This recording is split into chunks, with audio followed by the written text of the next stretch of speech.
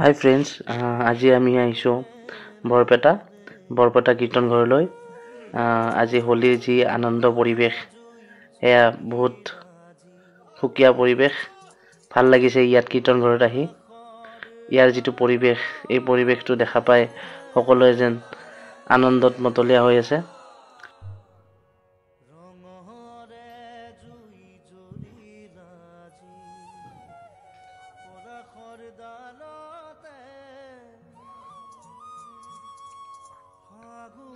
চাওক, আপোনালোকক এবাৰ দেখাই দিছোঁ ইয়াৰ কীৰ্তন ঘৰৰ আজি হোলীৰ পৰিৱেশটো। এইটো হ'ল কীৰ্তন ঘৰৰ মুখ্য দুৱাৰ। এইটো কীৰ্তন ঘৰ চোৱা। ইয়াত আপোনালোকক এবাৰ বাহিৰৰ পৰাই ভিডিঅ' কৰি এবাৰ দেখাই দিছোঁ, চাই লওক।